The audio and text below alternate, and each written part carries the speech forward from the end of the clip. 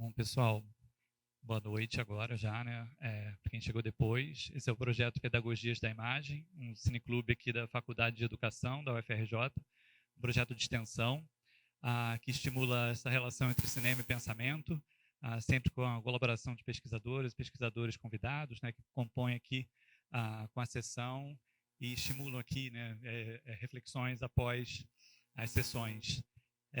Então hoje, né, vocês acabaram de assistir aqui esse filme, Doente de Mim Mesma, do Christopher Borgli. Então a gente vai ouvir, né, não vou comentar muito, vamos deixar aqui a mesa seguir com as conversas. Então a gente está muito feliz, novamente agradecer aqui a presença da Ana Bentes. Agora eu peguei uma cola aqui, só por conta desse currículozinho. Ana Bentes é doutora em Comunicação e Cultura pelo Programa de Pós-Graduação em Comunicação da UFRJ, né, aqui da casa, né, da Escola de Comunicação. É graduada em Psicologia pela UFRJ também e é professora lá na Escola de Comunicação, Mídia e Informação da Fundação Getúlio Vargas. É membro do Conselho Diretivo da Rede Latino-Americana de Estudos de Vigilância, Tecnologia e Sociedade, LAVITS, e pesquisadora do Media Lab, UFRJ. Atua nessa interseção entre comunicação, psicologia e tecnologia, investigando aí os impactos das tecnologias e redes digitais em nossas sociedades e subjetividades, com ênfase em aspectos psicológicos, tecnopolíticos e culturais.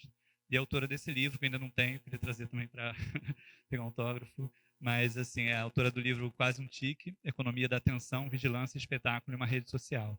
Então, Ana Bentes, bem-vinda.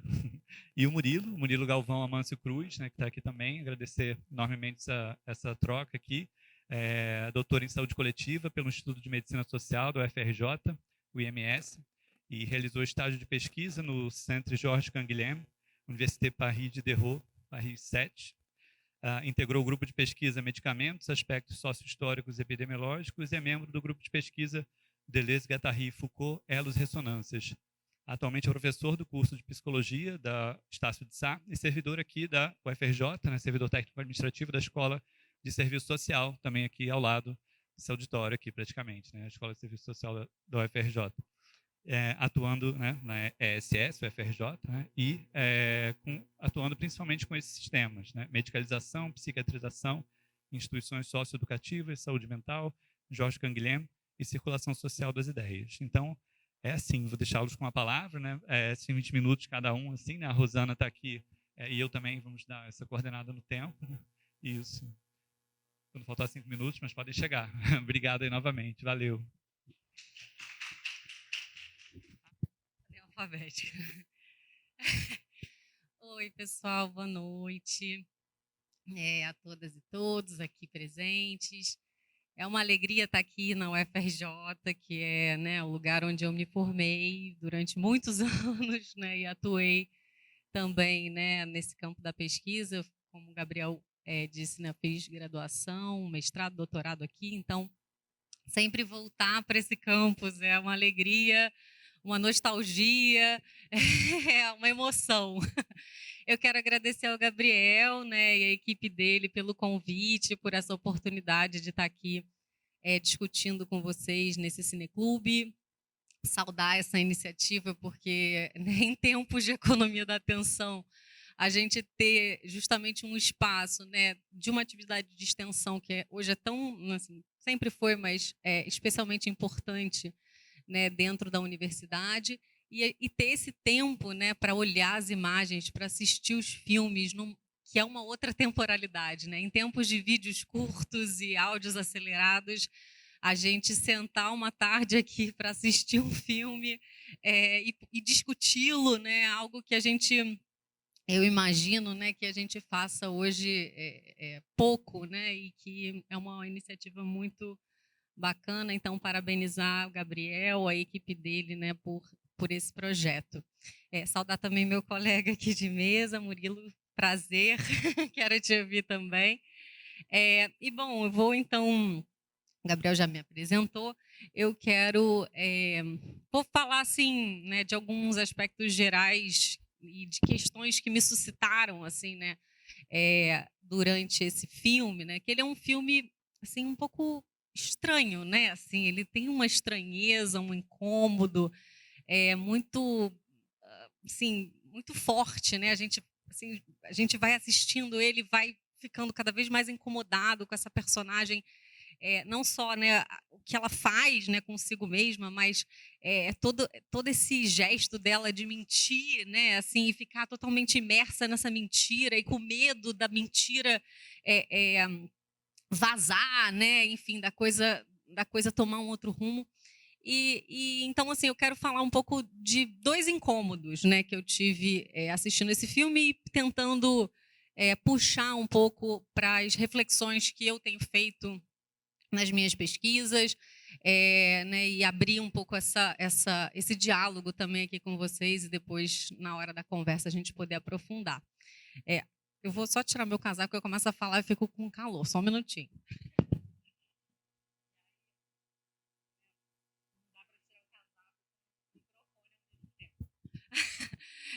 Então, assim, o primeiro incômodo, né, que eu quero falar é justamente esse incômodo desse gesto da Signe, né, de autodestruição, né, assim, como que é uma autodestruição associada, né, a uma mentira ali, né, assim, esse gesto compulsivo dela de mentir, né, e isso aparece em vários momentos do filme. E como que esse gesto de autodestruição ele está associado a uma busca incessante pela atenção do outro, né? Assim, ela está o tempo inteiro querendo ser objeto da atenção do outro, querendo ser vista, querendo ser cuidada, querendo ser olhada, e como que isso, né, nos aponta muito para nossos tempos contemporâneos, né, da economia da atenção, né?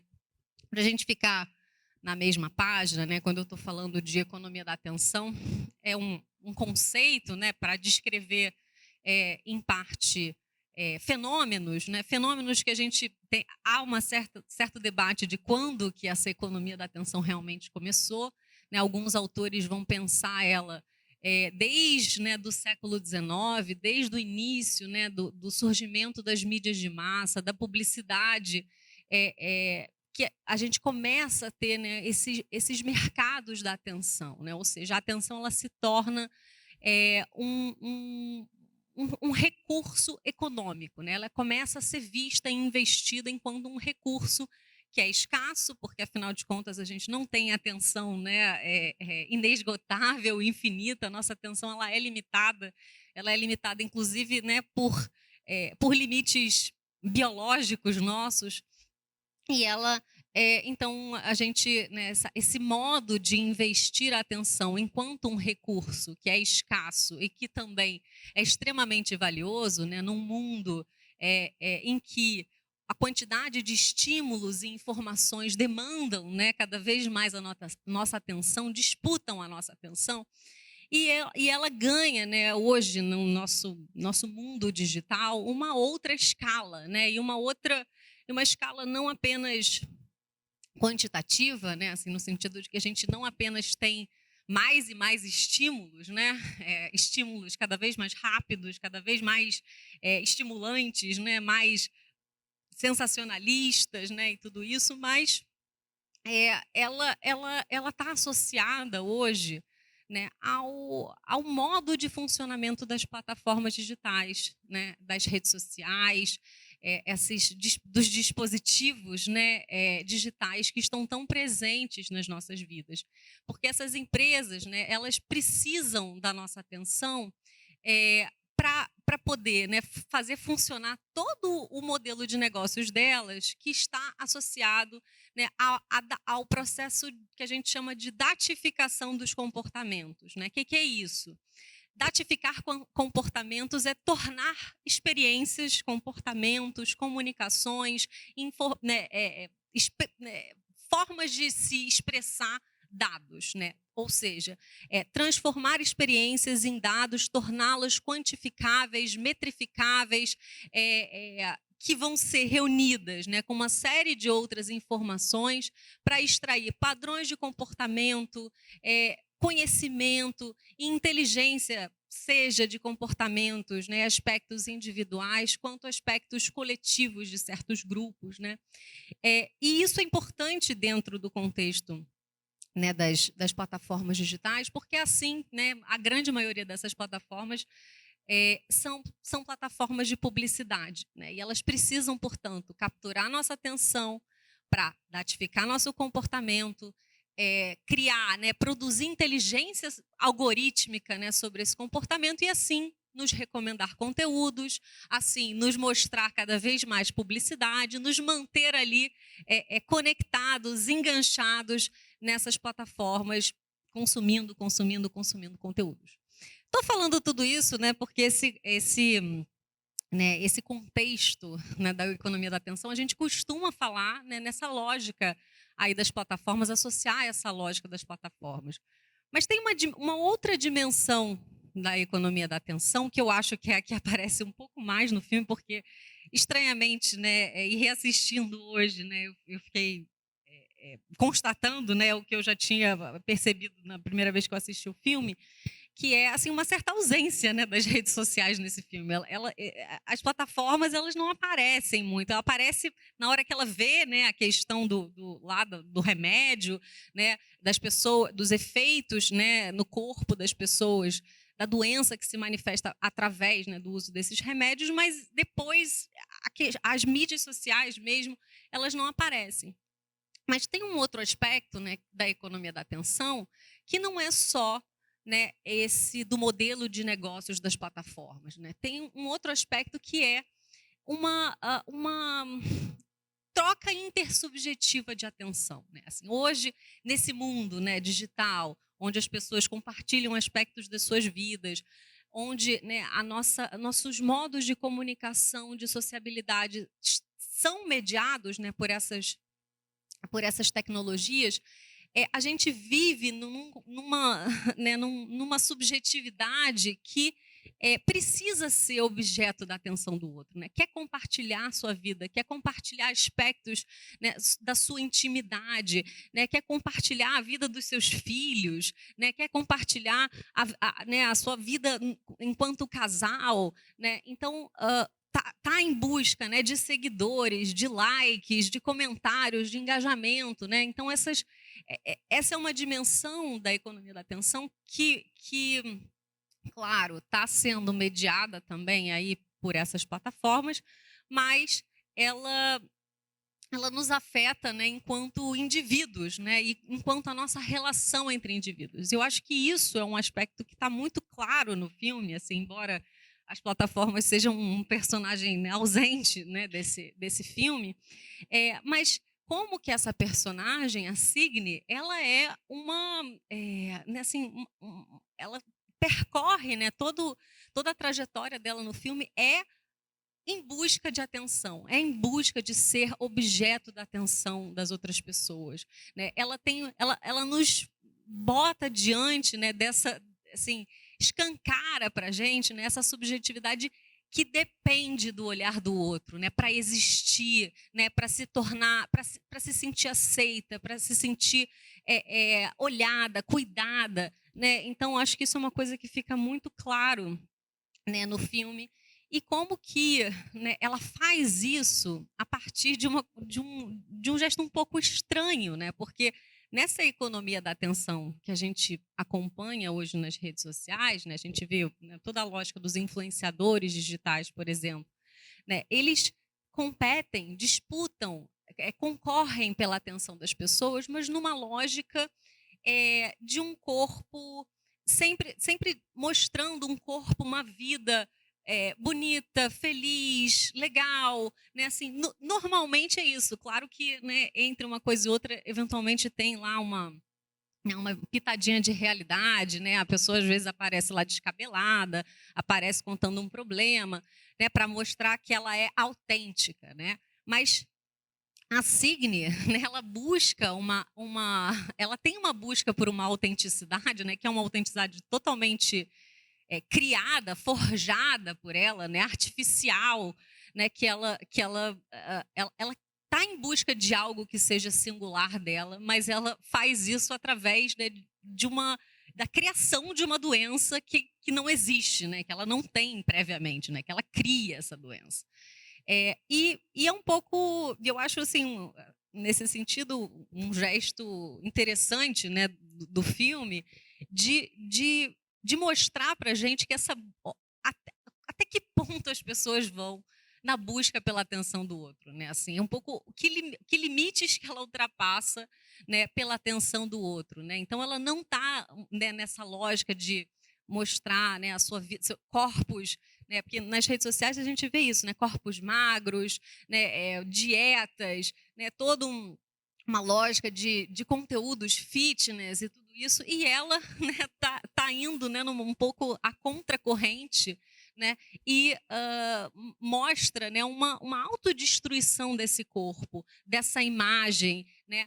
Mas é estranho porque no final do filme, né, ela meio que retorna um pouco a essa lógica, porque ela vai ser modelo, né, assim, que é digamos, também uma das grandes expressões desse universo, ainda que, né, ela vai ser modelo no lugar de uma modelo, né, nessa lógica da inclusão, né, enfim. Mas é sintomático que ela vá ser modelo, né, no final do filme. Então, acho que uma das coisas, né, que me chama muito a atenção nesse filme é esse incômodo com essa autodestruição desse corpo, né, e como ela busca o olhar do outro através da autodestruição. E uma outra coisa ainda sobre esse aspecto que eu acho relevante ressaltar, como que hoje, né, a questão da autodestruição, ela é também uma espécie de sintoma social que a gente vive hoje na lógica das redes sociais. Eu não sei se o Gabriel foi. Gabriel, ele vai botar um. Você bota para mim, por favor? Eu vou mostrar para vocês alguns gráficos, rapidamente, do livro A Geração Ansiosa, que até é um livro que enfim, tem algumas questões que a gente até pode conversar aqui, mas eu acho que um mérito desse livro é reunir dados de uma forma hiper sistematizada, que esse autor, um psicólogo social chamado Jonathan Haidt, fez. E dos gráficos que ele mostra é um número crescente, né, de internações por conta de pessoas que se automutilam, né, por conta de automutilação. E que é principalmente uma população jovem, né, a hipótese do livro dele, né, que é a geração Z, que é a geração, né, mais ou menos entre 1995 e 2005, mais ou menos, não sei exatamente se é 2005 o último ano, mas é a geração que estaria passando, né, por uma grande reconfiguração, né, que passou por uma grande reconfiguração da infância, né, e que de uma infância que era baseada no brincar para uma infância baseada no celular. E nessa passagem, né, essa geração estaria, né, sofrendo uma grande crise de saúde mental, e ele mostra uma série de dados, né, para corroborar esse argumento.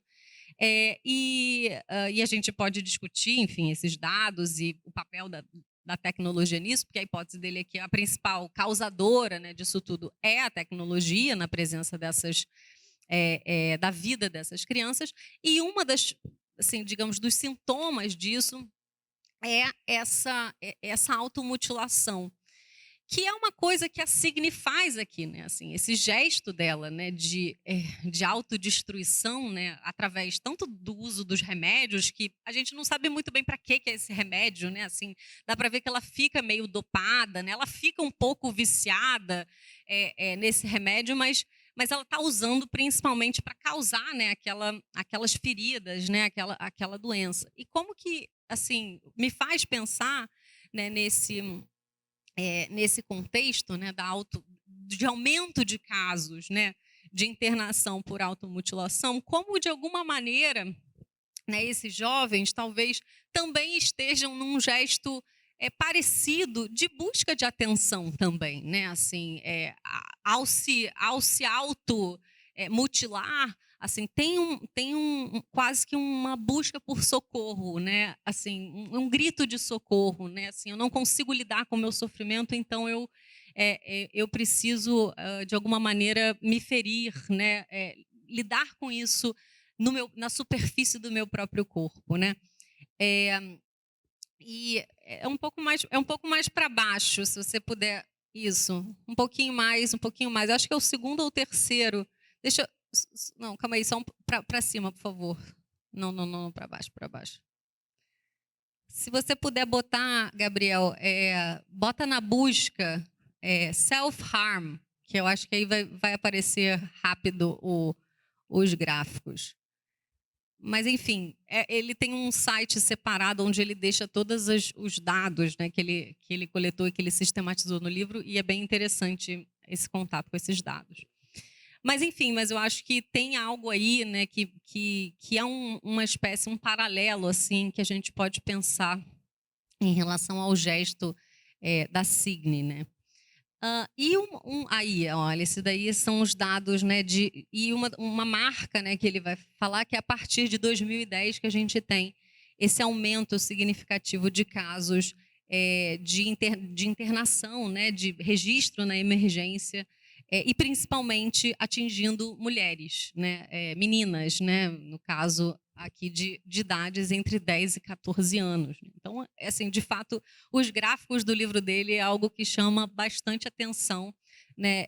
E é algo para a gente pensar também aí nessa lógica da economia da atenção, para a gente refletir, prestar atenção também. E aí a segunda coisa que eu quero destacar, né, sobre esse filme, né, um segundo incômodo que eu tive, né, assistindo esse filme, é essa relação que ela tem, né, com o namorado, que eu acho que é muito esquisita, né, que é muito assim, como eles estão o tempo inteiro, né, disputando a atenção do outro. Quando a atenção das pessoas está, né, em o outro faz alguma coisa para 5 minutos. Tá, eu já estou me encaminhando aqui pro final da minha fala. Eles, né, sempre tentam de alguma maneira roubar a atenção um do outro, né? Tem aquele jantar que eles estão, né, que ela diz que ela é alérgica e na verdade ela não é alérgica, né? E aí ele começa um discurso e aí ela começa a fingir que está passando mal e aí ele quer continuar o discurso, né? Aquela cena é muito esquisita, né? Assim, porque ela é muito forte, assim, no sentido de que eles estão fazendo tudo para que a atenção não vá para o outro, né? E como que esse casal, né? Eu acho que tem até reassistindo eu vi um pouco mais, mas na primeira vez que eu assisti o filme eu senti assim que tinha quase nenhuma cena de afeto deles, assim, né? Eles não têm essa, eles na hora só quando ela é internada, né, que ele começa a cuidar um pouco mais dela e tem algo assim um pouco mais de afeto, de amor, mas até então não tem quase nada, né? E até, né, a cena, né, deles tendo, né, uma relação sexual, que é uma cena assim bem forte do filme, né, que eles começam, né, juntos assim a ter né, essa fantasia do funeral dela, né, assim. E como que isso também nos aponta para um outro aspecto que eu acho que é interessante da gente pensar aí nesse contexto da economia da atenção e dessa subjetividade de uma maneira geral, que é uma espécie também de vitimização, né? Que ela busca atenção por esse gesto de se vitimizar, né? Ela quer ser a doente, ela quer, né, ser a pessoa que precisa de cuidado, que está vulnerável, né? Ela fica chateada com ele quando ele não vai lá buscar ela no médico, né? E sendo que ela sequer quer ser examinada pelo médico, né? Na verdade, assim, ela quer ser cuidada, mas ela não quer ser descoberta, ela não quer ter a sua mentira descoberta, né? Revelada. E como que isso também nos aponta para uma outra coisa que eu acho que é bem sintomática dos nossos tempos, né?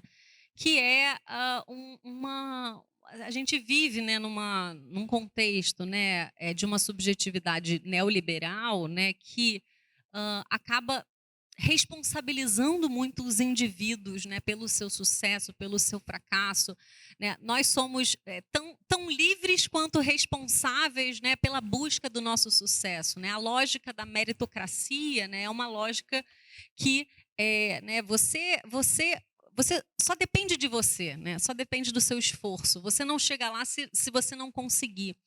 Mas essa é uma lógica muito perversa, né, em muitos sentidos, né, porque a gente sabe que as pessoas não partem de condições iguais. Né? Inclusive, o filme traz um pouco disso também, né, porque é a questão da inclusão, né, as pessoas com deficiência, né, enfim, faz essa discussão, né, de alguma forma também traz um pouco disso. E justamente por não partirem de condições iguais, elas às vezes ficam também muito frustradas, né, quando não chegam lá, digamos assim, né, quando não adquirem, né, esses parâmetros sociais de sucesso, né, enfim, então ser profissionalmente bem-sucedido, né, ou ser né, essa pessoa com visibilidade, né, com reputação, ela tem uma grande frustração, né, a Signe, por ser uma garçonete, né, por ser uma pessoa, digamos, com uma vida que eu acho que no filme, né, ela vê como uma vida medíocre, né, e ela quer ser vista, ela quer estar na mídia, ela quer ser famosa, ela vê o namorado, né, sendo artista, né, ganhando atenção, e ela de alguma maneira quer ser esse objeto da atenção, mas ela faz isso, né, por esse gesto de se vitimizar, né, de se fragilizar. E eu acho que é algo que também assim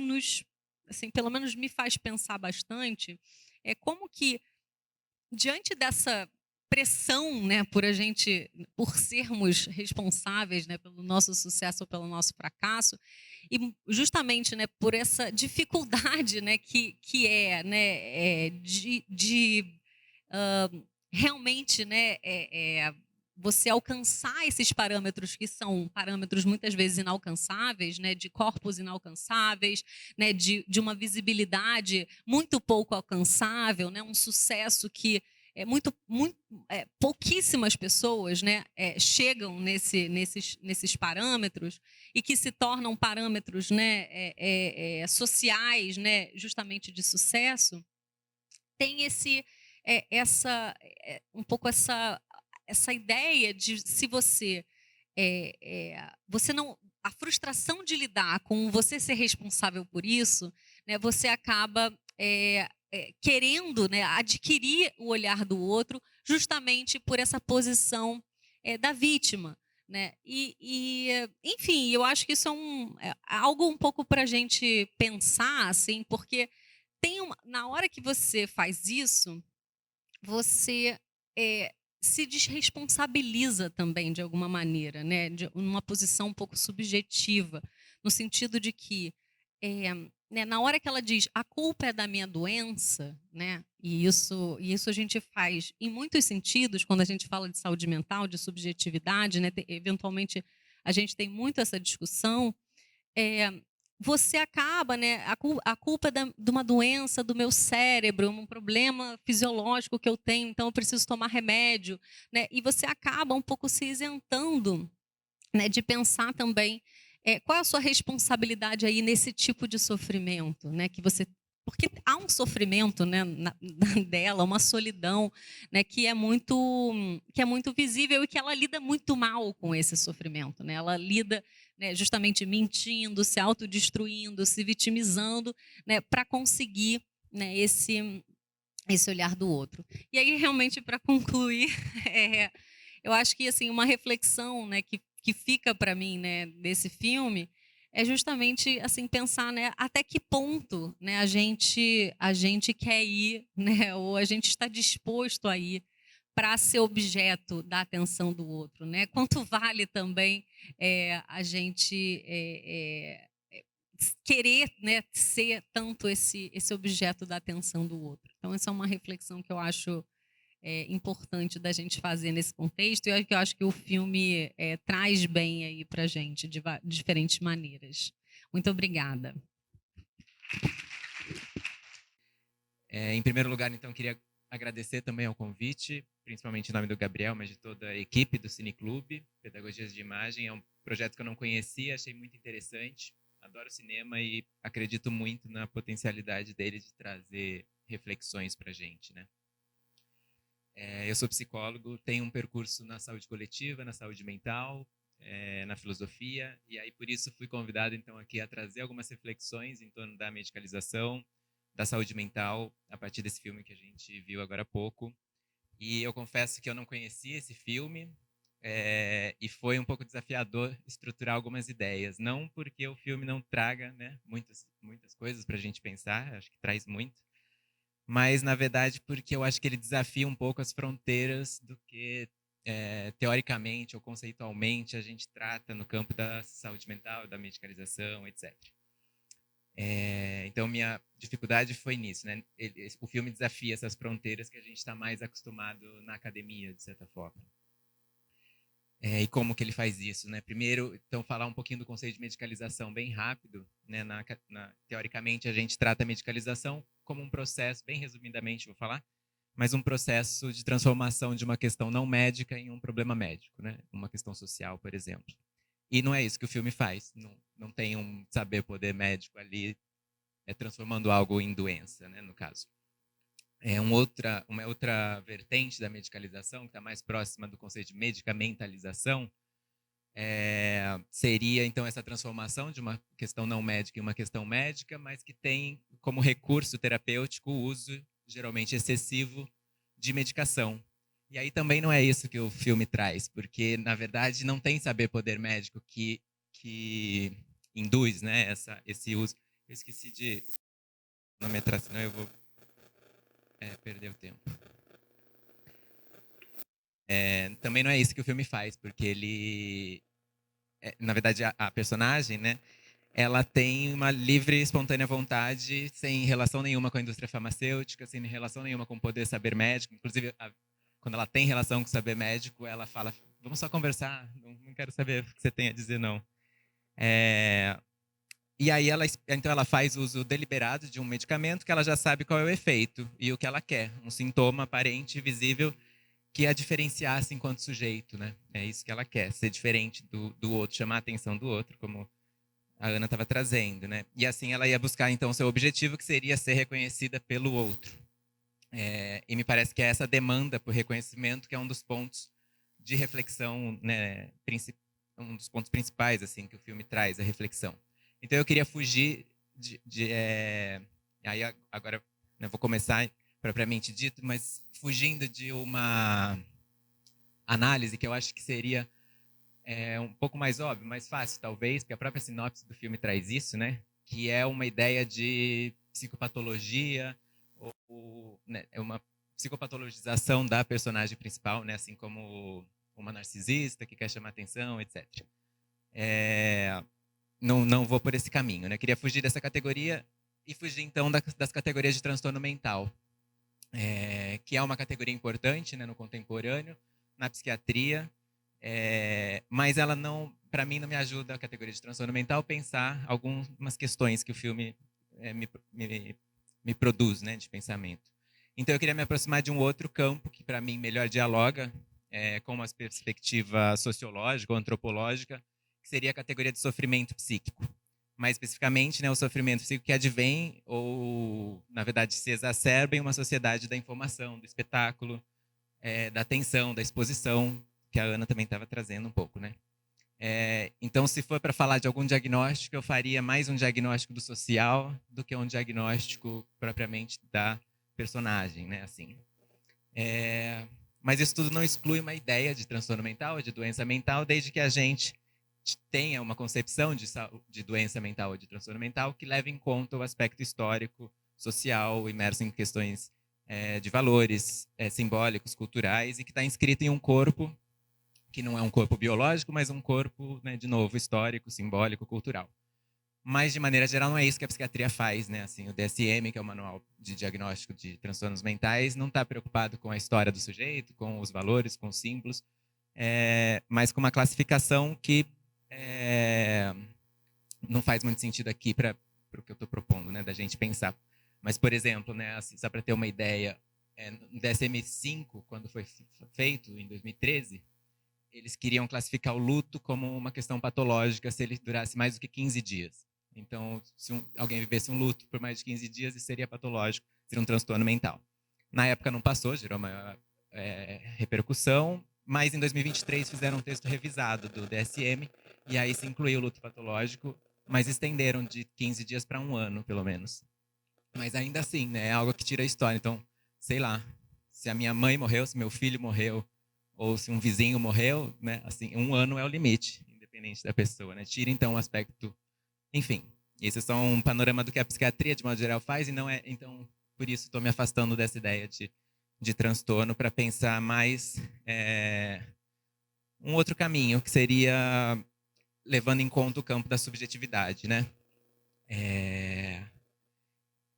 Da subjetividade e do sofrimento psíquico, que é o que emerge, né, no contexto apresentado pelo filme, e o contexto, então, que a gente se identifica, né? É um pouco o contexto que a gente vive, é um contexto contemporâneo de uma vida, eu pensei nisso, assim, né, uma vida de story e não de history, no sentido de pensando na história com E, história com H, porque a gente está muito nessa coisa da exposição, né? Mesmo que o filme não aborde essa coisa das redes sociais, tem as pessoas lá com os celulares filmando as coisas, e a gente está nesse mood, né, de uma vida para se contar, para se fantasiar, para se enfeitar, para performar, na verdade, uma vida.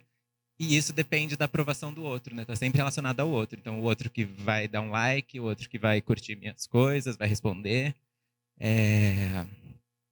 E aí, uma questão, né, que problemática, talvez, estou fazendo esse paralelo para dizer que talvez a gente se aproxime mais da personagem do que a gente imagina, né? O que difere são os limites, né? Assim, os limites que a gente se coloca para alcançar esse outro, que imagino que distingue muito do que ela faz.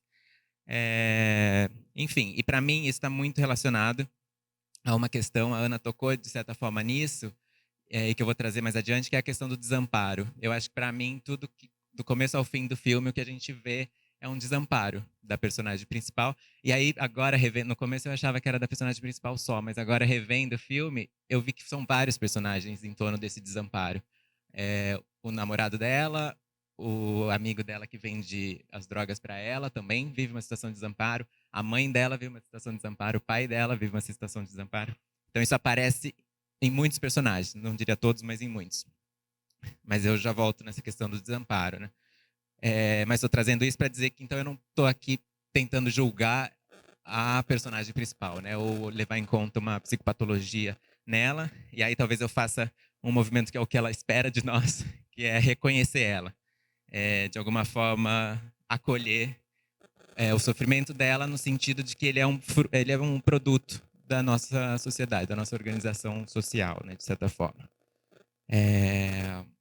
Então, né, para a gente compreender então esses sintomas, né, que se aparecem ali, como uma expressão da sua história, do seu corpo e do seu tempo.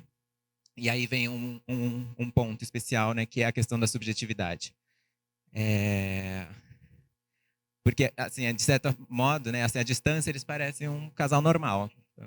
Casais jovens, um artista, uma moça que trabalha na cafeteria, assim.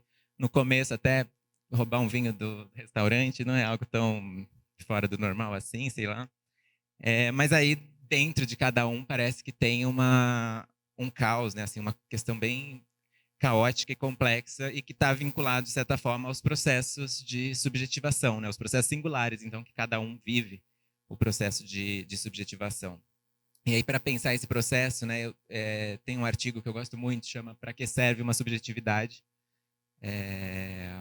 Do professor Hélio Rebelo, da Unesp, que é muito interessante, professor de filosofia. Ele faz uma análise da subjetividade em Foucault e faz um percurso histórico dela, né, e se perguntando se esse conceito serviria para a gente pensar ainda hoje a questão da subjetividade. De modo geral, vou resumir bastante, assim, né, mas ele vai dizer que a subjetividade é algo que a gente se constrói ao longo do tempo, a partir da relação com o tempo e com o corpo, né, dos sujeitos. Isso, com base no Foucault, ele está pensando que o corpo no sentido, né, da instituição disciplinar que está ali produzindo um certo corpo.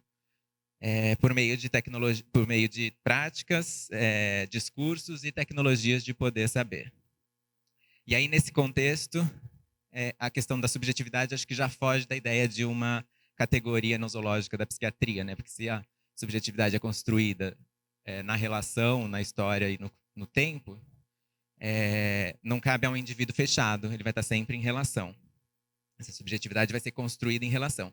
E aí, no contexto Foucaultiano que ele está trazendo, existem os processos de resistência às subjetividades mais aprisionadas do poder, né, vamos dizer assim.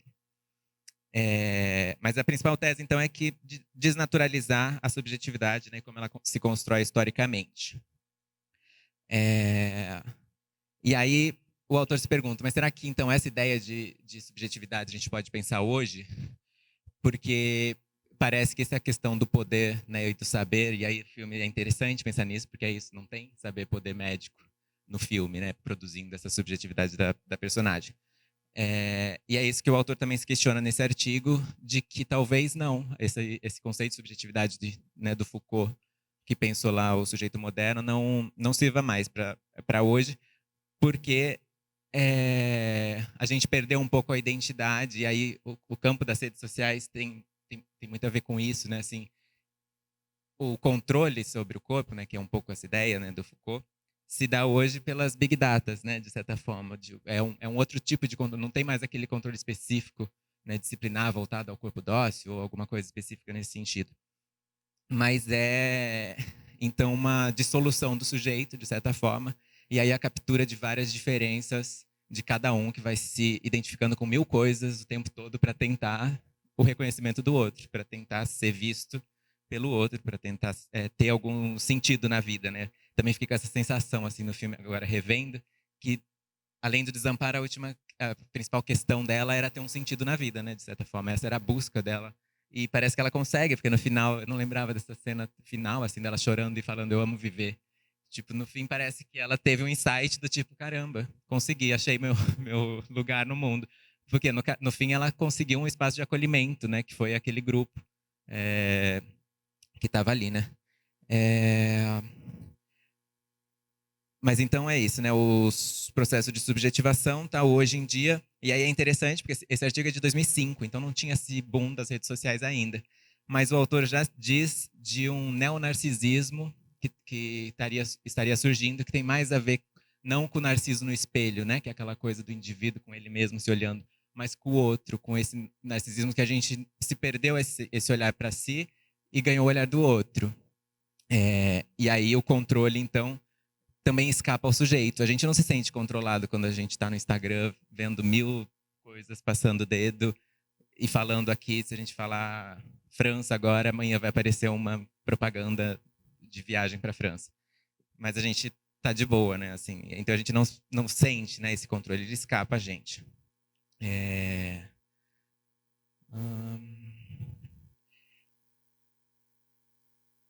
E aí vou para outra questão, que é a questão do desamparo, então. Já indo para uma segunda parte, e aí terminar para abrir o debate, porque eu acho que também estou aqui na proposta de levantar mais questões do que de dar respostas, assim, né? Que o filme é bem interessante e a gente pode conversar. Então eu fiquei pensando muito, desde o começo que eu vi o filme, com essa ideia de desamparo, com essa ideia de que falta algo e tudo bem, né? A ideia de falta é algo que nos constitui, segundo a psicanálise, em todo campo, mas aqui parece que falta muito mais, né, para ela. E aí, né, assim, no campo da clínica ampliada, da psicanálise, qualquer coisa assim, não caberia falar de indivíduo fora da sociedade. Então, o sujeito também está articulado a essa sociedade histórica. E aí fico pensando aqui algumas questões para trazer essa ideia do desamparo, né? Como, por exemplo, como que a nossa sociedade atual tem produzido sofrimento psíquico e desamparo, né? Qual é a forma de funcionamento que tem exacerbado, de certa forma, essa produção de desamparo e de sofrimento? Porque, de fato, tem se mudado o tipo de sofrer, né? Não é que a gente... talvez a gente esteja sofrendo mais, mas eu acho que sofrer sempre existiu, sempre vai existir. Mas tem mudado a forma de sofrer e se exacerbado de certa forma, né? E aí, como é que isso, então, como é que a gente vivencia esse fenômeno no nosso próprio corpo? E como que essa demanda por atenção, que também a Ana estava comentando, né? Por ser visto, por ter milhões de seguidores, por ter likes, isso também não seria um efeito de um desamparo psíquico, né? Porque talvez será que a gente não está buscando no outro, em alguns lugares, né? Só que esse outro é virtual, né? Não é mais o outro que está aqui, por exemplo, no encontro, né? É aquele outro que é um like que eu nem sei. Para mim interessa o número mais do que quem está dando like. Às vezes importa quem está dando também, né? Quando você está envolvido com alguém, você fica esperando aquele like.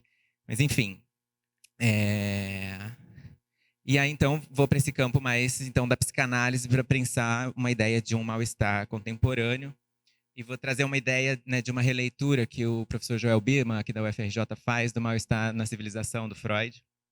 E ele pensa um pouco da sociedade contemporânea, né? Basicamente, né, o Mal-Estar na Civilização, um texto de 1930, que a principal tese do Freud é que a gente vai sofrer, o sofrimento é intrínseco à nossa vida em sociedade, porque na medida que a gente construiu a cultura e a civilização, a gente abriu mão de algo. Isso que a gente abriu mão vai continuar impulsionando na forma de sofrimento, de alguma forma, né? Na forma de mal-estar.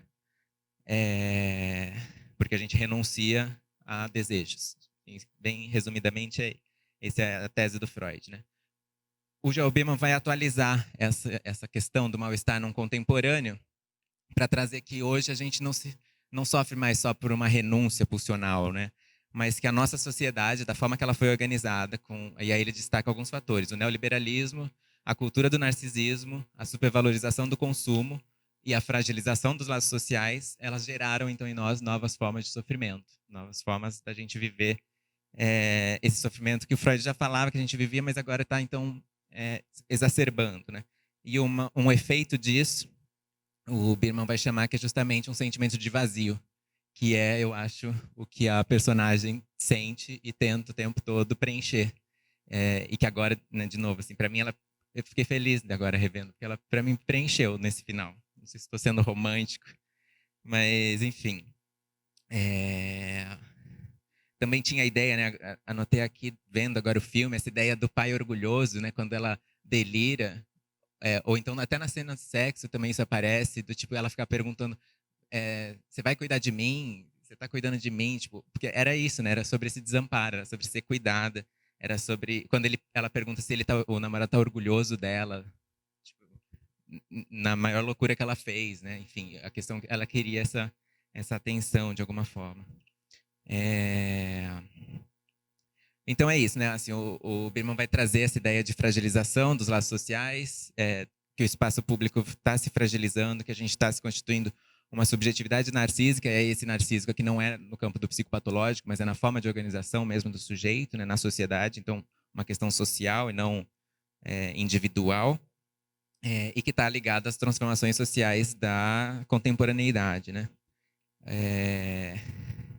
E aí, né, essa condição que a gente está vivendo hoje reflete uma falta de lugar, justamente, é isso que o Biermann vai trazer, reflete uma falta de lugar e de um sentido no mundo, já que esse mundo que a gente tem supervaloriza o sucesso, a performance e a imagem.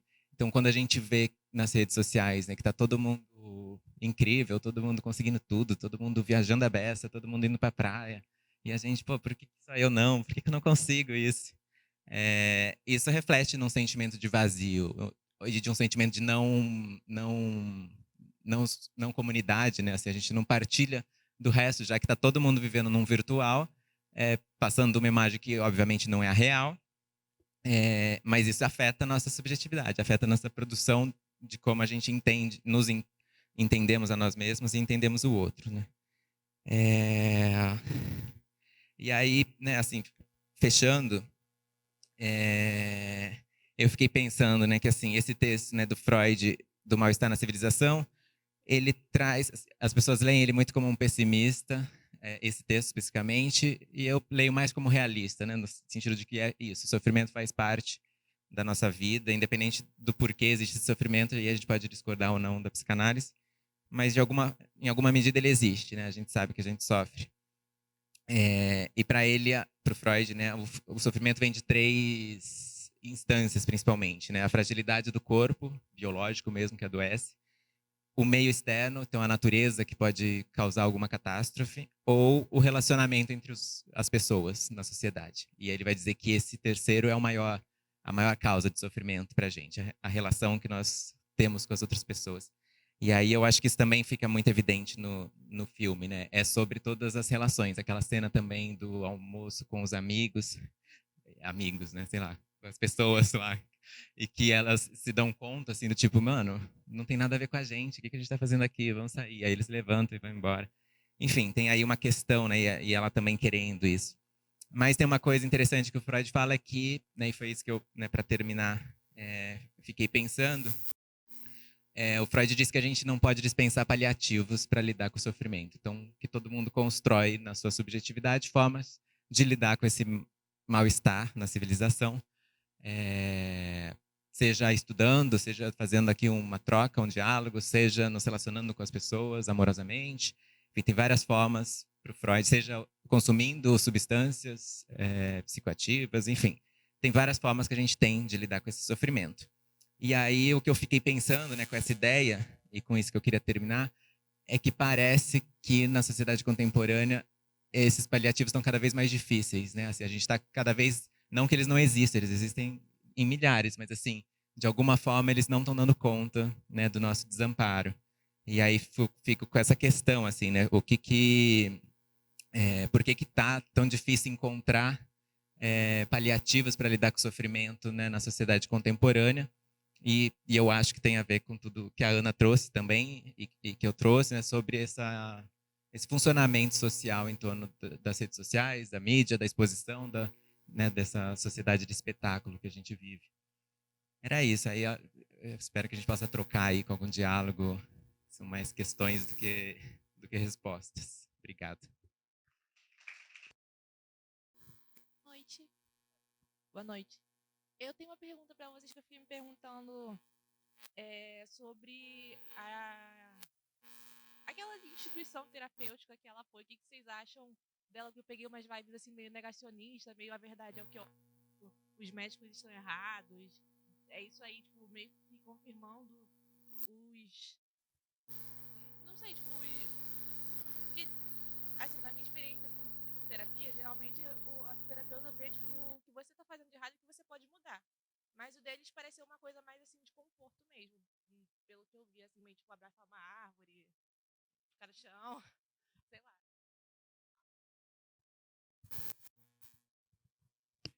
Tem uma... Então, desculpa, se alguém quiser também prolongar, é só falar que eu levo o microfone para aumentar a rodada aí, vale? Não, eu vou trazer assim só uma ideia que eu acho que não é um lugar de fato terapêutico, médico, né? Assim, tanto que quando ela fala com a mãe fala, foi lá que eu conheci uma bruxa, lembra? Não sei o quê. Então tem uma parada meio de um lugar, mas eu acho que tirando desse campo da saúde, talvez interessante de pensar que é isso, né? Um lugar de acolhimento de alguma forma de sofrimento e que talvez, porque, né? Fico pensando de certa forma o que a medicina poderia proporcionar para ela? Talvez pouca coisa, né? Assim, a não ser um alívio dos sintomas, aquilo que foi o que proporcionou mesmo, né? Aquele tratamento. Talvez uma análise, uma psicoterapia ajudaria, mas também assim não é nada imediato, né? E ali foi uma forma dela encontrar algum recurso, mas bem fora da ciência. É interessante essa pergunta. Eu gostei quando o Murilo falou, né, de como que o saber médico ele não está presente também no filme. É um pouco o filme fala sobre saúde mental, o filme fala sobre economia da atenção, mas o saber médico não está lá, as redes sociais não estão lá, coisas assim, né? Um pouco essas ausências presentes no filme, né? E é interessante assim, porque é, não tem, né, essa patologização, né, mental dela, assim. Isso não aparece no filme, embora a gente fique muito incomodado e pensando, nossa, essa pessoa, ela com certeza deve ter alguma coisa, né? Assim, a gente, enquanto espectador, fica, gente, ela é uma mentirosa patológica, ela, né, enfim, se automutila de um jeito, né, muito profundo, né? Assim, que afeta ela,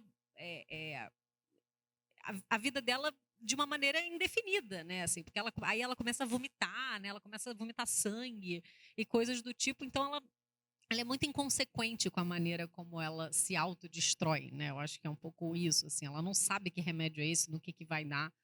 E eu acho que esse grupo, né? Assim, eu concordo com o Murilo que que ele menos remete, né, a um saber médico mesmo, assim, e mais a esse olhar, né? O grupo é o olhar, né, do outro, né? É o ser ouvida, é o ser escutada, acolhida, né? É o sentido da atenção, não enquanto um recurso a ser extraído e valioso, mas enquanto uma experiência de cuidado, né? Então, eu acho que esse grupo ele é um pouco porque me parece que ela está sempre também em busca de amigos, né? De família. Porque é isso, o namorado dela é uma pessoa com que ela disputa e concorre o tempo inteiro. Ela tem raiva do pai. Ela tem raiva da amiga, né? Toda a fantasia dela lá é que a amiga e o pai não vão para o enterro dela porque não foram no hospital quando ela mais precisava, né? Então, ela tem uma raiva das relações sociais dela, né? Ela tem raiva da família, ela tem raiva do companheiro, ela tem raiva dos amigos, né? Então, me parece que ela é uma pessoa assim sem lugar social, né? Assim, e aí esse grupo ele é um pouco o lugar social dela, né? Encontrei pessoas que de alguma maneira se parecem comigo, porque também, né, tem algum tipo de questão é, física, né, física, mas também psicológica, né, como que a questão da doença, né, de alguma maneira, ainda que no caso dela seja essa doença forjada, essa doença artificialmente construída, é o lugar aonde ela se conecta e se identifica, né, com as outras pessoas, assim. Pelo menos eu vejo um pouco dessa dessa forma. Boa noite. Agradeço, Ana, Murilo, obrigada. Sou Melissa, sou psicóloga. E o que me chamou bastante atenção, assim, agradeço a fala de vocês, porque foi muito esclarecedora. Algumas falas dela, que ela falava, ninguém ajuda, né? Se referindo muito à dificuldade das pessoas de olhar para o outro. Então, não sei se, patologizando um pouco, né, a nossa sociedade, a gente pode considerar que a gente vive uma sociedade, né, com essa dificuldade de olhar para o outro, e é muito em decorrência, né, das redes sociais, que é a questão do selfie, de dificuldade de socialização, porque você está na rede social, você não está socializando, na verdade, né? Então, pode ser definido como uma sociedade narcisista que a gente está vivendo hoje? A dificuldade de olhar para o outro, é isso? Não sei.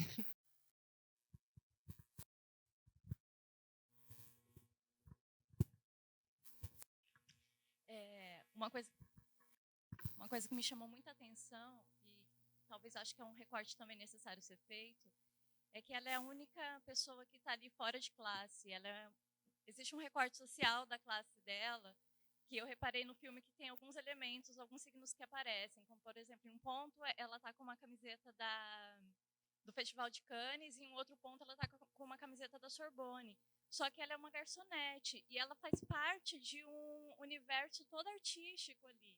E aí eu percebo também que esse meio social que ela está inserida ali no filme, e que muito possivelmente ela não pertence, talvez isso vá engolindo ela, entendeu? Essa narrativa vai engolindo ela ali, esse recorte de classe mesmo. E ali esse contato, a partir do momento que o namorado dela começa a ascender socialmente, né? Porque até então ele é um ferrado também, um cara que rouba, que precisa roubar o vinho, que precisa roubar as peças de arte nas lojas, né? Ele até então ele é um ferrado. Ele é descoberto, e quando ele começa a ascender socialmente, isso gera esse incômodo nela, e é onde ela também tem essa necessidade de querer aparecer. Aí queria que vocês comentassem um pouquinho a partir desse recorte de classe. Sim, né? Vou começar por essa, para não esquecer. Mas essa parada é muito interessante, né? Que quando ela tá lá com aqueles amigos no começo e perguntam, mas então por que você ainda é garçonete? E ela fala, porque eu não sou narcisista. Tipo, também tem isso, né? Assim, ela tentando justificar para os amigos que talvez estejam numa classe social maior, que na verdade ela gosta de ser garçonete, ela quer ser garçonete porque ela não é narcisista, ela não almeja ser essa pessoa super reconhecida pelo outro em outro lugar, né? Sobre a sociedade narcísica, né? Eu acho que sim, eu considero que sim, se a gente pensar esse narcisismo como algo social e não como algo individual, né, do sujeito, mas como algo social e coletivo. Eu acho que a gente vive um pouco, né, essa ideia de um narcisismo, né? Só que eu também acrescentaria que ele é um pouco paradoxal, né? Porque a gente não olha para o outro, mas ao mesmo tempo a gente olha o dia inteiro para o outro, né? A gente está o tempo todo olhando o que o outro faz e quer que o outro olhe o que a gente faz. Mas esse olhar é muito superficial, ele não tem um olhar de fato. Talvez no filme ela tenha o único momento que ela tem muito isso é quando ela ajuda a moça que foi lá mordida pelo cachorro. Aí de fato ela enxerga esse outro, só que automaticamente ela reconhece que ela também foi reconhecida por ter ajudado. E aí ela quer aquilo só para ela também. Então ninguém mais ajuda, só eu vou ajudar, porque eu estou sendo intenções aqui enquanto eu cuido desse outro. Mas eu fico muito nessa ideia. Eu acho que a gente tem mais dificuldade hoje, né? O Bema fala disso também, né? Sobre a queda de uma solidariedade entre as pessoas, né? No sentido do coletivo. A gente não se agrupa mais também. A gente tem dificuldade de formar grupos com um objetivo comum, né? Algo assim. E eu acho que tem a ver com isso, mas tem esse paradoxo de que a gente não. Talvez a gente possa fazer uma brincadeira com o ver e olhar. Talvez a gente vê, mas não olha, ou a gente olha, mas não vê, sei lá, né? Nesse sentido, igual a escuta, né? A gente ouve muitas vezes, mas não escuta muitas vezes. E acho que no olhar é um pouco assim também, porque a gente está o tempo todo olhando para o outro. A gente só não está se importando muito, né? A gente está se importando com a gente ao olhar para o outro. E aí a gente está vendo no que você não é aquilo que você está vendo, né? E como você poderia ser, talvez também nesse sentido, né? Como ela vê o namorado se ascendendo socialmente e fala, pô, mas eu vou ficar para trás, né? Assim, tá todo mundo em volta agora. Tanto também isso aparece no almoço lá do vinho, que ela fala, mas deixa então eu só faço se eu falar que fui eu que levei o vinho, não você, né? Tipo, ela queria esse protagonismo também para ela. Mais ou menos isso. Acho que duas perguntas bem boas, assim, bem interessantes no contexto do filme. Eu iria um pouco por essa questão do narcisismo, um pouco pelo caminho que o Murilo disse. Assim, eu acho que essa não é assim, um conceito que eu trabalho especificamente, mas eu acho que a gente precisaria um pouco repensar esse narcisismo assim, nesse contexto social, porque é claro que tem um hiperinvestimento no eu, né? Assim, nessa lógica da economia da atenção. Inclusive, né, quando a gente fala, né, dessas pessoas que têm uma ampla visibilidade, os influenciadores, por exemplo, né, uma coisa que eu acho muito sintomática é que a gente parece que está falando, né, com milhões e milhões de pessoas, mas na verdade a pessoa está sempre falando com ela mesma, né, na câmera. Ela está sempre com a câmera voltada para ela e falando com ela mesma, achando que está falando, né? Claro que ela, num certo sentido, está falando com as outras milhares de pessoas, mas na experiência subjetiva dela, quando ela está gravando, mostrando aquilo, ela está ela e aquela câmera, né? Ela e o dispositivo, né? Então é uma experiência bem, assim, bem narcísica nesse sentido, mas é uma experiência narcísica sempre em busca do olhar do outro, né? O olhar do outro, ele é um elemento central da constituição dessa subjetividade contemporânea, né? Ela se constitui ao se mostrar, ela se constitui ao compartilhar a vida, né? Então, assim, né, hoje a gente vê essa coisa, né, esse modo de vida nas redes sociais, né? A pessoa, né, sempre quando ela casa, quando ela tem um filho, quando ela, enfim, conseguiu um emprego novo, isso está tudo nas redes sociais, né? Assim, o modo da gente mostrar que aquilo é real, que aquilo existe realmente, é postando, né? Até eu costumo mostrar em aula assim um meme que é um meme super antigo, já meio velho assim, mas que é o meme usando, né, a frase famosa do Descartes, né? O penso logo existo, que é posto logo existo, né? Esse meme até ele posto no Face logo existe. Facebook já foi, né? Mas um pouco assim para dizer que para existir a gente precisa compartilhar, a gente precisa postar, né? Só que é sempre uma construção de si, uma construção de uma autoimagem, né? Uma versão nossa que é ali essa versão compartilhada, que não é, né, uma transmissão sem filtros da nossa realidade, né? Ela é editada, ela é montada, ela é performada, ela é pensada para ser, né, de uma determinada maneira. Mas eu acho assim né, que da mesma maneira, né, que a gente acha que está falando com milhares de pessoas e na verdade está falando consigo, acho que o Murilo falou uma coisa interessante, né, um pouco essa ideia de que a gente olha, mas não vê.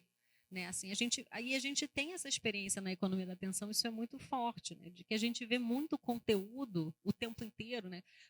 Quantos conteúdos vocês acham que vocês veem ao longo do dia olhando para a rede social? Vocês conseguem lembrar o primeiro conteúdo que vocês viram quando vocês acessaram um social qualquer? Você não lembra, porque é uma coisa, né, assim, são tantos conteúdos tão rápidos que você não retém cognitivamente esse tipo de conteúdo. Né? Então a gente está olhando muito, mas sem ver, sem entender, sem processar essa imagem. E aí, por isso, de novo, que eu saudei também essa iniciativa aqui do Cineclube, que eu acho que é muito interessante nesse sentido, que é justamente um gesto da gente olhar as imagens e entender aquilo que a gente vê e processar aquilo que a gente vê. Né? Assim, a gente tem literalmente a pedagogia, né, através da imagem, é uma pedagogia do olhar. Né? A gente não apenas vê, mas a gente conseguir entender o que a gente vê, processar o que a gente vê, inteligir o que a gente vê.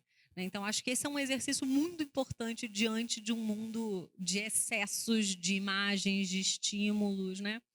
E uma outra coisa sobre o seu comentário, né, assim, que eu acho que é bem interessante, bem importante assim, no contexto do filme, mas que eu fico pensando, né, ele é um filme norueguês, né? Assim, eu acho que a Noruega talvez ela tenha uma outra questão de classe que eu não sei assim, se a mesma que a gente, né, assim, uma garçonete no Brasil com certeza tem uma vida muito diferente do que uma garçonete na Noruega, eu acho, né? Suponho, eu nunca fui à Noruega, não conheço nada da cultura da Noruega, mas eu imagino esse não, voltou. Me parece que essa coisa ela não aparece tanto em termos de recurso econômico, né? Assim, não me parece que é nesse lugar. Me parece um lugar cultural, um lugar intelectual, né? Um lugar midiático, né? Assim, no sentido de que ela enquanto garçonete, é uma pessoa que tem muita ação, né? Assim, e tanto que o marido, o namorado dela, sei lá, ele é um artista, né? Assim, e o artista, enquanto esse lugar, né, da criatividade, e ele até tem um trabalho meio estranho, né? Coisa do roubo, que é um negócio bem esquisito no filme, que eu acho que não é muito explicado, assim, né? Que ele rouba as coisas que ele usa, né? E tem um pouco essa coisa de que ele ajuda ele a roubar e ela não ganha crédito por isso, né? Ela fica meio chateada quando ele fala que, né, que meio que tem como se ele tivesse essa experiência sozinho, né, criando as coisas e na verdade ela ajuda ele, né? Ela participa também dessa criatividade dele e ela não ganha crédito por isso, né? Então eu acho que ali, assim, digamos, porque a experiência talvez também de classe, né, o que ela gera subjetivamente, né, é às vezes um sentimento de inferioridade, né, por não ter um poder aquisitivo igual a outra pessoa, né, enfim. E eu acho que esse sentimento no filme ele vai mais pela questão cultural, pela questão midiática mesmo, mais do que propriamente a questão da classe, de acesso econômico das coisas. Me parece pelo filme, entende? Boa noite, eu sou graduanda da UFRJ de Arte Visual e Escultura, né, 11º período. Vou terminar esse final do ano. Mas, veja bem, uma coisa que eu tive uma aula de arte e subjetividade, onde o professor virou e falou assim para nós, alunos, né? Nós não nos vemos, né? Aí, quando ele falou assim, nós não conseguimos nos ver. Aí aquilo chocou todo mundo ficou olhando um para o outro. Aí eu disse assim, como isso, professor? Como nós não nos vemos? Aí ele explicou, nós conseguimos ver as nossas mãos, as nossas pernas, o nosso corpo, mas nosso olhar, o nosso cabelo, é através de algo refletido, que é um espelho, né? Então ele colocou muito bem isso para gente. Então, o que acontece? As pessoas, infelizmente, estão adoecendo. Por quê? Porque ela está me olhando, mas ela vai dizer assim, não, só um exemplo, que eu sou feia, eu estou feia, eu engordei. Às vezes você encontra uma amiga, que nem ontem eu encontrei, né? Yara, você está gordinha. Aí gente, eu tive doente semana passada. Eu era para emagrecer e não para engordar. Mas eu tenho uma cabeça boa. Mas as pessoas, elas ficam preocupadas, certo? Com o julgamento do outro, né? Ou da outra. Porque está querendo sempre se comparar, né? Ah, não, ela tem um cabelo liso. Ah, eu vou botar cabelo, né? Para ficar liso, para ficar bonito. Então, o que acontece? Quando eu vi que ela se olhou no espelho, geralmente a pessoa, quando está deformada, grita, né?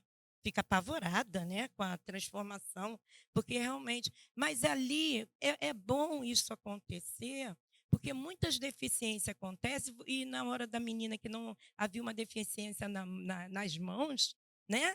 Ela feliz tirando foto. O filme traz uma proposta boa de reconhecimento do ser humano, de se sentir bem fazendo algo sem se preocupar com o que a mídia ou que, né, o julgamento do outro. O que eu gostei muito desse filme foi essa parte, né, que quase não é vista, mas está ali para as pessoas presenciar, que é essa aceitação. Eu acho que graças a Deus, eu sou muito bem, eu me amo, eu adoro, eu já acordo de manhã muito feliz da vida, tudo bem. Mas muitas pessoas estão perdendo isso, sabe?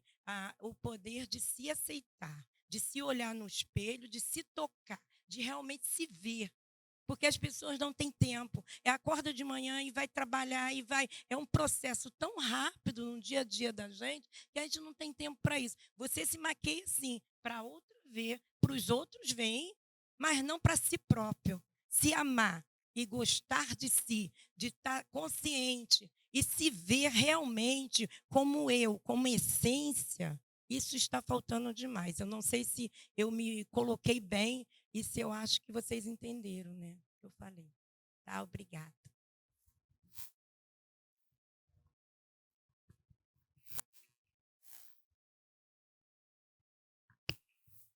Foi mais um comentário, né? Assim, mais que uma pergunta, mas eu acho que sim, acho que eu concordo também, né? São efeitos do social hoje em dia, né? Do contemporâneo.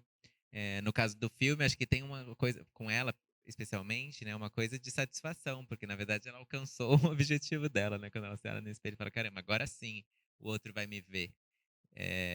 Mesmo que, né? Porque assim, é isso, que é o que a Ana também trouxe na fala dela, né? Ela foge, o filme foge, e ela, né, a personagem, do padrão estético. Não é sobre isso, é sobre outro lugar, é sobre o lugar do simbólico, né? Da fantasia, do como ela está sendo vista no lugar da atenção, no lugar do afeto, no lugar do carinho, no lugar do reconhecimento do outro, e não no ser bonita. Ela não era nesse lugar, né, assim. A sua fala me lembrou aqui uma das cenas que eu reparei mais agora, nessa segunda vez que eu vi, que é a cena quando ela está no hospital, e aí ela sai da cama, ela tira as coisas e vai até o espelho e se olha e tira uma foto. Né? Assim, ela precisa tirar a foto para se ver também, né? Assim, que é um pouco aquilo que a gente estava falando, né? Do posto, né? Logo existo.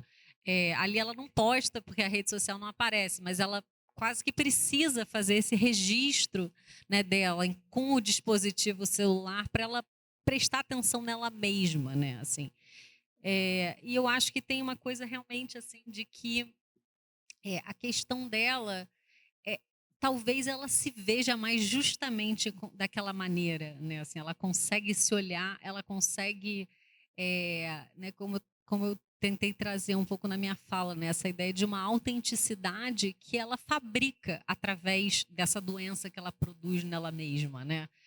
Ela me parece uma pessoa que não se sente autêntica o suficiente e ela fabrica essa autenticidade por essa doença, né? Assim, isso que é dela único, esse singular, né? Que ela busca né, para de alguma maneira dar conta aí né, dessa angústia que ela tem o tempo inteiro, ela fabrica através, né, dessa doença, enfim, desse efeito colateral doido aí que tem, né, a partir desse remédio. Mas eu acho que ela tem, de fato, assim, uma busca por se ver, né, assim, quer dizer, ela fica tão perdida na busca por ser vista pelo outro que ela pouco se vê, né, mas, assim, tem alguns momentos, eu acho que especificamente um momento em que ela parece se ver, né. E, pessoal, alguma última questão, assim? Comentar, é porque também tem uma coisa que, né, que pensei agora, que ela também se vê no delírio, né? Ela delira um pouco, né? Ela assina, assim, às vezes, e é lá que ela se vê muito no lugar que ela quer. Então, quando ela escreve um livro e todo mundo lê, e ela vira lá, tal. Então, tem uma parte que também no delírio ela pode, ou no sonho, né? Essa fronteira é tênue, mas ela se vê. E também no antes mesmo dos medicamentos, né? Aquele almoço com as nozes. Tipo, pergunta se alguém tem alergia a alguma coisa, ninguém responde. Ela fala, bom, se ninguém tem, ser autêntica é dizer que tem. Então, eu tenho uma alergia. Tipo, que ela produz ali na hora, agora eu vou ser notada como importante. Já que ninguém tem, eu tenho. Enfim. Então, de alguma última questão aqui, chegando perto aqui do horário, 7h10. Não. Beleza. Não, eu ia trazer algumas coisas para prolongar aqui, né, que você comentou da geração ansiosa, né, a Ana Bent, né, algumas questões envolvendo isso, mas enfim, acho que nem vou prolongar muito. Mas acho que mais assim, caminhar para talvez, né, agradecer novamente vocês, né, e comentar que a gente teve no final do ano passado, né, especialmente a Ana, né, que cada um de vocês, achei muito legal como vocês dois assim puxaram para questões assim que não estão claramente assim ligadas a certos objetos, né, que vocês têm assim mais ligados à pesquisa, né, mas de alguma forma suscitam, né, evocam essas questões, né, enfim, e adorei essas leituras, né, e especialmente falando de inteligência artificial, e na passada, né, que foi a inaugural desse ano, a gente teve uma fala envolvendo trabalho, né, exibiu Eles Não Usam Black Tie, e uma coisa maior,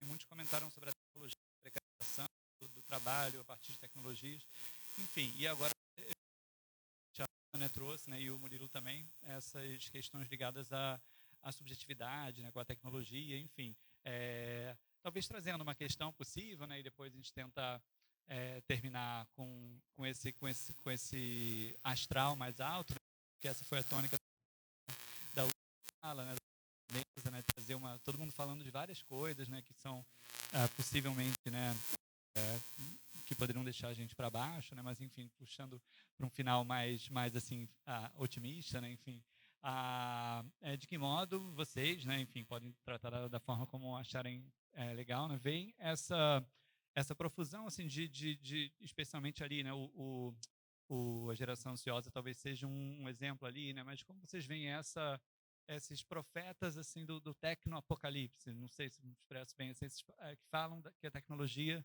vai levar ao tecno-apocalipse, vai ser aquele apocalipse da inteligência artificial, vai ser, enfim, agora as crianças e adolescentes, né, sofrendo, né, que são momentos bastante fortes, né, especificamente na série Adolescência, né, trouxe isso, não sei se todo mundo viu, né, mas gerou um debate imenso, né, entre pais, né, de adolescentes, né, enfim, me coloco aí nesse cenário, né. Enfim, como vocês veem essa reação, tipo de relação com a subjetividade mediada pela tecnologia, né, que leva para esse olhar mais assim, mais apocalíptico, não sei, tipo isso.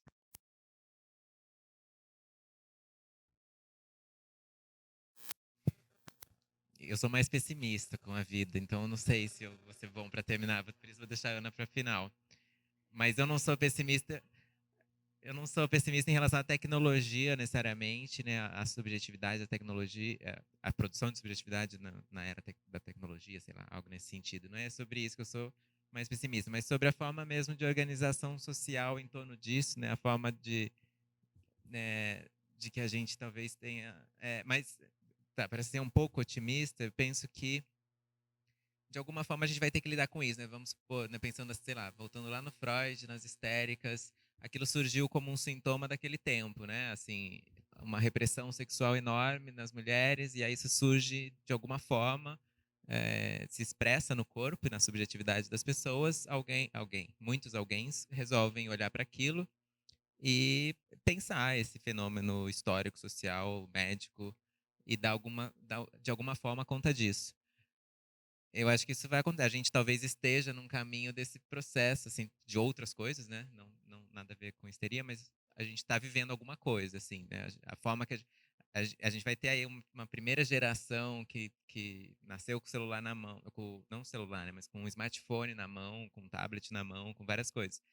E eu acho que o lance vai ser ver os efeitos disso, que a gente já está começando a ver, mas ver, né, assim, ter um olhar de longe, né? Olhar para isso, ver quais são as. Tem coisas que são meio imediatas, né? Assim, um tempo atrás eu vi, isso já é meio batido, mas ainda me choca, assim, do quanto, desde que as crianças estão com celular, essas coisas, o número de miopia tem aumentado muito, né? Porque o olhar se desenvolve no desenvolvimento infantil, né? E as crianças vendo muito de perto não desenvolvia a visão de longe. E aí, tanto que, sei lá, na minha época de escola, tinha pouquíssimas crianças com óculos. Hoje, a maioria usa óculos, né? Porque isso já é um efeito prático, assim, né? Desse contato com as telas. E não tanto na subjetividade, mas no próprio físico, né? No próprio... eu acho que a gente vai ter que aprender, de alguma forma, a lidar, né? Sentir primeiro os efeitos disso e construir saídas, mas eu não acho que a saída seria não tecnológica, não tem como, né? Assim, a gente vai ter que aprender de alguma forma a ir junto com a tecnologia, porque ela está aí. E também é muito difícil brigar com o campo do capital, né? Assim, no sentido, não tem como, é difícil regular, por exemplo, redes sociais, né? Tem aí uma luta para regulamentar, para regular o uso e então eu acho que a gente perde mais do que ganha, mas tem ganhos também, não estou falando dos ganhos, mas enfim, acho que é complexo. Acho que a gente ainda vai assistir aí um. Gabriel, como última pergunta, é difícil, porque quase que a gente podia fazer uma nova mesa só sobre, sobre essa sua pergunta. Assim, que eu teria muitas coisas para falar sobre essa pergunta. Vou tentar rapidamente, né, ser breve e sintética. Bom, assim, primeiro, só para comentar muito rapidamente o Geração Ansiosa, porque para mim é um livro sintoma também, assim, dos tempos e do modo como a gente coloca o problema da tecnologia, né?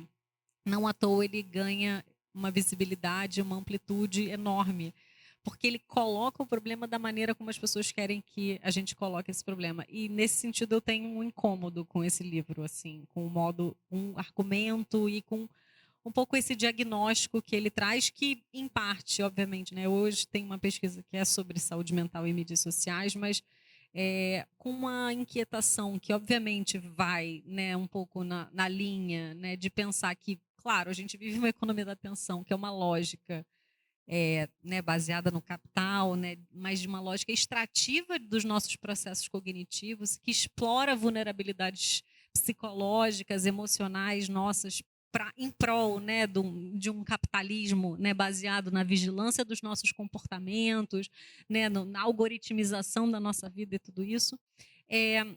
Mas, por outro lado, a gente tem um modo de olhar o problema da saúde mental que é muito característico também do nosso tempo e que tem a ver aí com, né, um processo histórico, pelo menos de 30 anos, né, que tem a ver com a cultura neoliberal, com a cultura empreendedora. Né? Eu gosto muito de um livro lá do grupo do Safatli, né, que é a gestão, não sei se você conhece, Murilo, a gestão do sofrimento psíquico, agora já esqueci exatamente o título, mas é a gestão do sofrimento psíquico, alguma coisa assim, e que eles vão pensar que assim não é à toa que o DSM-3, que ele surge mais ou menos ali na década de 70, acontece em paralelo com a profusão, a ascensão do neoliberalismo, né? Que eles vão mostrar que há um certo paralelo entre uma mudança, né, da psiquiatria enquanto lógica terapêutica para uma psiquiatria, para uma lógica da otimização, né, que é uma lógica justamente neoliberal e tudo.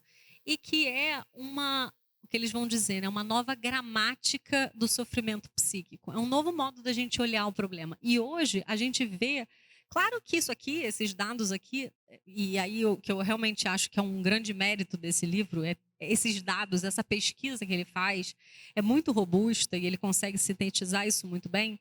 Claro que isso nos indica um mal-estar, um sofrimento. As pessoas estão sofrendo, né? Não sei se mais, porque o sofrimento sempre esteve aí, mas a gente tende a enunciar esse sofrimento enquanto um problema de saúde mental.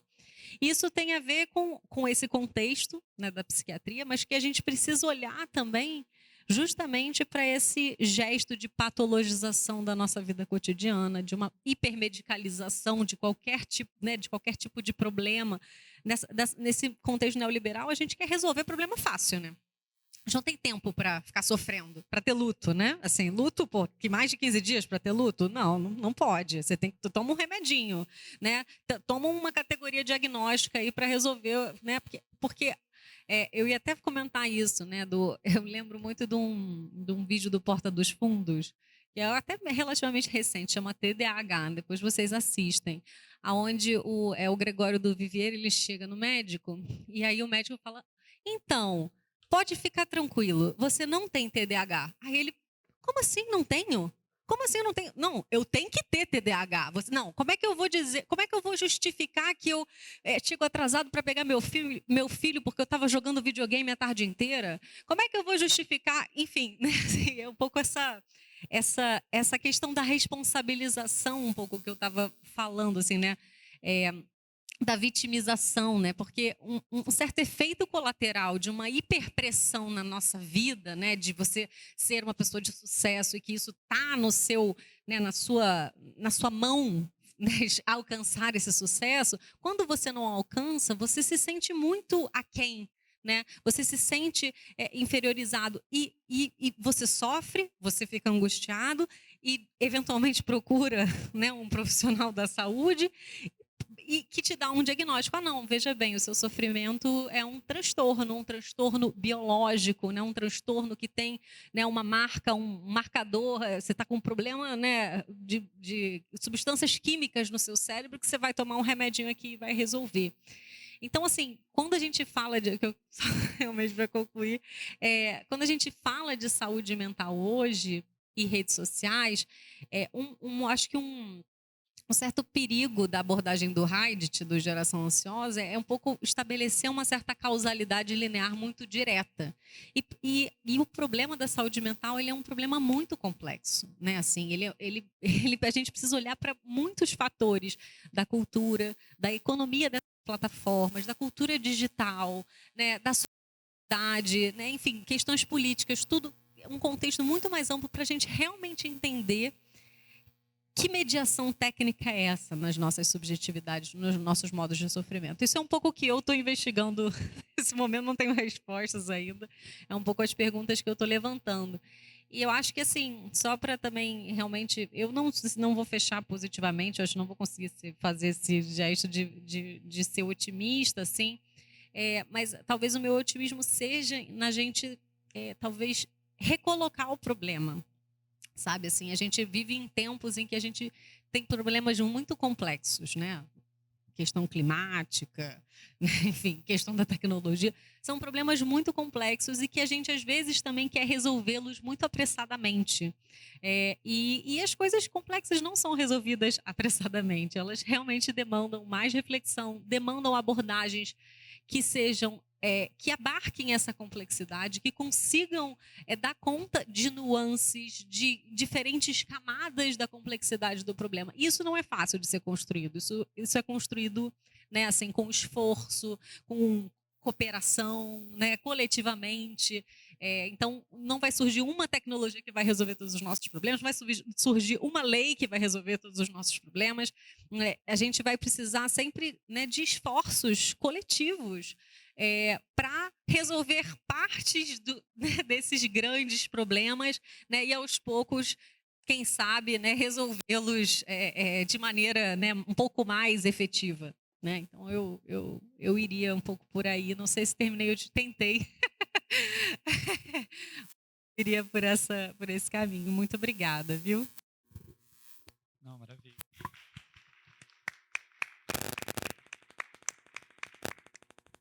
Então, só agradecer novamente. Nossa, foi incrível essas trocas aqui, né? Acho que se prolongam, né? Faz a gente pensar muita coisa. E, não sei, só agradecer também ao público aqui, né? Ao pessoal da equipe também. E, enfim, convidá-los aí para outras sessões. Enfim, fica à vontade, se querem voltar, falar de outro filme, enfim. Que esse foi assim, mais no susto, né? Assim, temos esse filme aqui. Enfim, mas agradecer aí todo mundo, né, pela presença. Lembrar de quem precisar de declaração, assim, ou quem tiver inscrito e não tiver assinado ali, é só colocar o nome, né, ou pegar o QR Code ali para se inscrever, ok? Beleza, gente. Obrigadão aí, boa noite a todos e todas. Valeu, obrigadão.